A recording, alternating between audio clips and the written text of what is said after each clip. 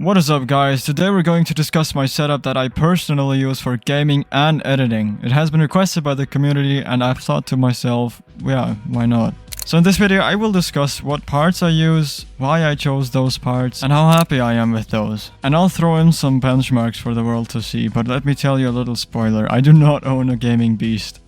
I will talk about my graphics card, processor, memory and peripherals, because that's like the only interesting thing about this concept. So yeah, let's get started. For my graphics card, I personally use the GeForce RTX 3070. It does what it's supposed to do and it's not the cheapest and not the most expensive graphics card on the market. Before I actually got the 3070, I was thinking of getting a 4060 back when the 40 series was the most recently released graphics card series. I chose the 3070 because it had actually better performance than a 4060, and the only downside it actually has is the power consumption, and that's pretty much it. It runs most games just fine at 1080p, Minecraft with shaders, Warhammer 40k, Counter-Strike and everything else you can think of. It works. One thing it struggles with because it has such little VRAM is, well, VRAM demanding titles or running AI models on your PC locally. Because I've been experimenting with upscaling and frame generation and it actually quite sucks at that. So that's why I'm considering an upgrade to the AMD RX 9070 XT, but that's a plan for the future, not right now. As for my CPU, I don't have much to say, I just have the AMD Ryzen 7 5800X, and it does what it's supposed to do. It's not a top of the line CPU, but it's also not a trash CPU. Also, the temperatures always stay below 50 degrees, because it's liquid cooled, which is quite nice, you know? And for my keyboard, I have already made a YouTube short about it, so let me just show it to you guys. Alright, so here's the K70 Core TKL. Time to open it up. Cables as the usual. That's way smaller than I expected it to be. Here's how it sounds. Here are the specific modes of it.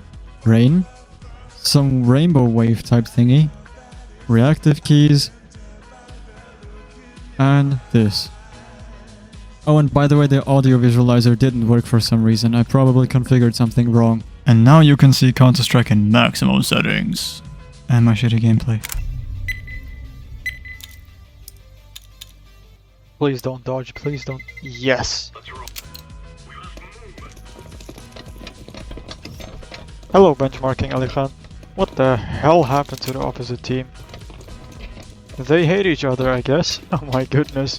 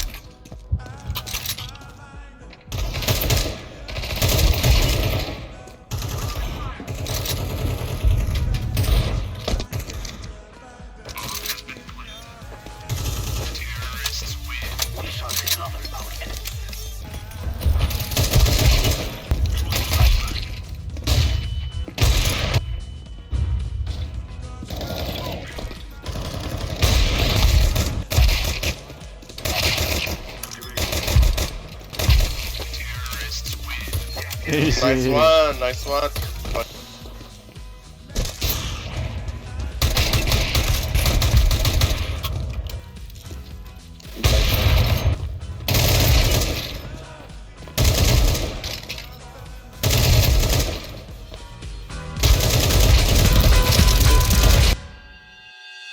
I got 64 GB of DDR4 RAM manufactured from Corsair with a clock speed of 3600 MHz. The model of RAM sticks I'm using are called the Corsair Vengeance RGB Pro. Not the most modern technology, but it works. As a monitor, I have the AOC C27G2ZE. Who the fuck comes up with these names? It's a 27-inch 1080p 240Hz monitor and it's curved. Sadly, it uses a VA panel and not something better, but I'm happy with that refresh rate, and it doesn't have insanely much ghosting. With that monitor, you're prepared for competitive gaming in my opinion.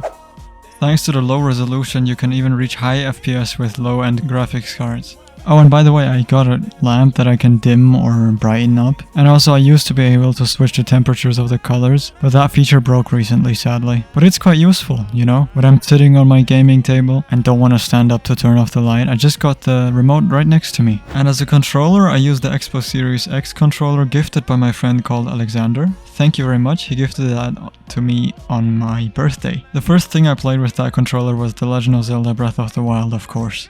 But it makes streaming so much easier as well when I want to lean back and still talk, you know. I just have to bring my microphone close up to my mouth and that's it. I can just lean back and play. As for my headphones, I purchased the HyperX Cloud 3, headphones, with the intention of using surround sound, especially in Counter-Strike, but I kinda got disappointed. The surround sound doesn't work properly, or I misconfigured it. The software it comes with is clunky and it doesn't work properly, and the DTS Sound Unbound software also doesn't even auto-start reliably. So it's a pain to set it up and it doesn't even work properly. The battery lasts really long though.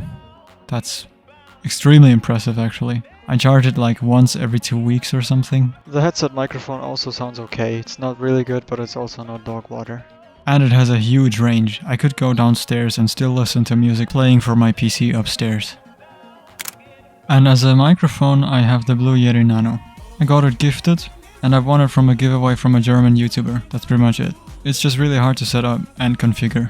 As my mouse, I use a Razer Basilisk V3, and it fits in my hand and has a high quality feel to it. I just don't like the software that comes with it, once again. But I do think you can use this mouse in competitive gaming as well. And here are the beautiful flowers that I got gifted from a special person, with a nice letter right next to it. And here's my GPU graveyard. It has old graphics cards, even some remaining from my father. And I store my used up batteries right next to them.